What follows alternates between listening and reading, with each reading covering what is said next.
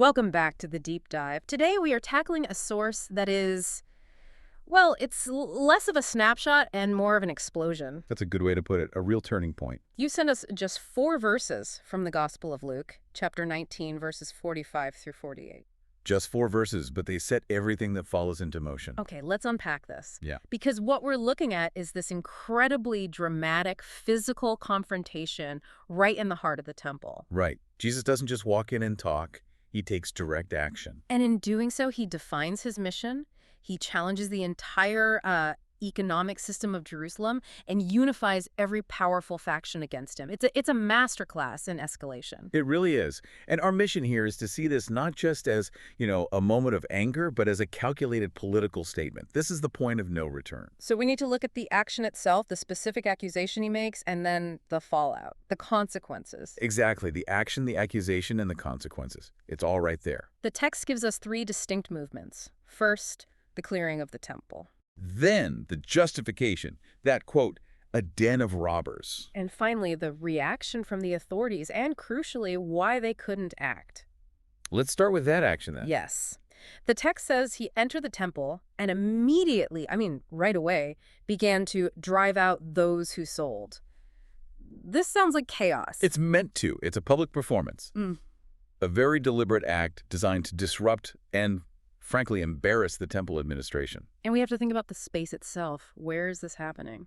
It's happening in the court of the Gentiles. This is the outer court, the only place where non-Jews were allowed to come and pray. The only place. The only one. So by filling it with commerce, with money changing and animal selling, the leadership was, in effect, physically blocking them from prayer. Wow. So when he's driving them out, he's literally reclaiming sacred space for its original purpose, for devotion. And this is where it gets really interesting for me.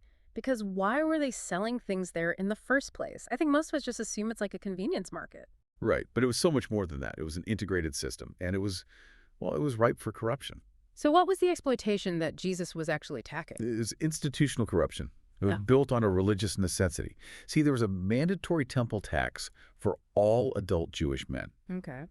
But you couldn't just pay it with any coin. It had to be paid in a specific high-quality silver coin, the Tyrian shekel. Why that one specifically? Because of its silver purity. It was the only currency the temple treasury would accept. Yeah. So if you're a pilgrim coming from, say, Galilee, your local money is no good. You have to exchange it. You have to. And that creates a complete monopoly for the money changers, who, by the way, are operating with the full permission of the temple authorities. Who are no doubt getting a cut. Of course. So they could charge these just exorbitant exchange rates. They were price gouging people who were there to fulfill a religious duty. It's a cartel, basically. It's a cartel. And it's the same thing with the sacrificial animals. You bring your own, and a temple official would almost always find a blemish on it. Forcing you to buy one of their approved and very expensive animals right there on site. Exactly. So this system, it turned mandatory piety into this massive organized profit engine. And that's the den of robbers. That is the den of robbers. It's systematic exploitation. It's robbing the poor pilgrim who's just trying to do what's right.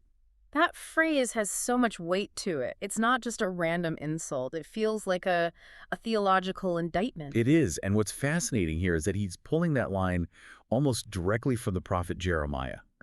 He's stepping into that classic role of the prophetic reformer.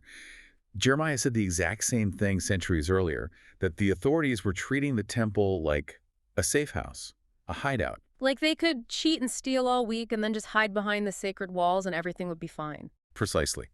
As if the building itself gave them a kind of magical immunity. So Jesus is saying that the corruption isn't just happening at the temple. It's being run by the temple. The leadership isn't just tolerating it. They're facilitating it. And profiting from it. The whole purpose has been corrupted. It's supposed to be a house of prayer, and it's become all about financial gain. And for you, the listener, that's the key, right? Yep. The problem wasn't the commerce itself. It was the exploitation. The systematic, institutionally backed exploitation. Okay, so let's shift from that explosive moment to what happens next. The sustained defiance. The text says he was teaching daily in the temple. He doesn't just cause a scene and run. He occupies the space. He stays. And that shift is so strategic. It proves the cleansing wasn't just a one-off protest. It was the beginning of a kind of takeover. A takeover of the narrative. Absolutely. By staying and teaching daily in their house, right where the chief priests hold court, He is making this undeniable claim to authority. And this daily presence, this consistency, is what allowed all the people to be hanging on his word. It's what validated his challenge. The popular response, that's what became the real engine of his authority. He wasn't just a disruptor, he was a teacher with a following. So if the cleansing was the spark, the daily teaching was the fuel. It gave the crowds a reason to rally. Which meant the authorities couldn't just dismiss him as some random zealot. Which brings us to the political powder keg. I mean, you disrupt the revenue of the religious leaders, and you challenge the authority of the legal experts at the same time. The reaction is predictable. It's absolute. The chief priests and the scribes and the principal men of the people were seeking to destroy him. It goes from suspicion to lethal intent. This is where the conflict becomes existential. And if we want to get the bigger picture, we have to look at who makes up this united front. It's everyone. It's the entire power structure. First, you have the chief priests, the Sadducees. They run the temple. He just attacked their credibility and, more importantly, their income. For them, it's a financial crisis. Then the scribes, the legal experts, the theologians, the Pharisees. Right, and he's undermining their entire life's work, their intellectual and religious authority. And he's doing it on their home turf. And then there's that third group, the principal men. Who are they? These are the secular leaders, the elders, the aristocracy. Their main concern is stability, keeping Rome happy. And Jesus looks like a huge threat to stability. A massive threat. His actions could easily spark a riot, which would bring an immediate, brutal Roman crackdown. So for them, it's not about theology. It's about political survival. They need him gone. So you've got financial ruin, theological embarrassment, and political fear all rolled into one. Elimination is the only option on the table. They can't do it. The source introduces this crucial constraint. They did not find anything they could do. They're unified, they're willing, but they're completely stalled. And why? The reason is purely socio-political. For all the people were hanging on his words. That's it. His popularity was his shield. The people's admiration was a kind of public security detail. Right. Trying to arrest him publicly in that moment would have been political suicide. And this is such an important political takeaway for you listening. In that moment, it wasn't some divine shield protecting him.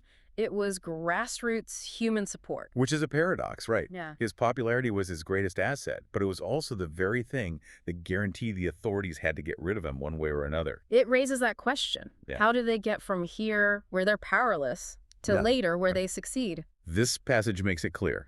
They realized they couldn't win a public fight. They had to go clandestine.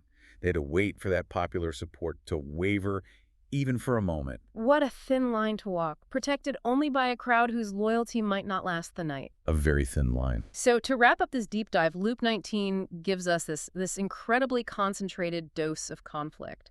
It shows Jesus as a radical reformer. Willing to physically confront institutional corruption.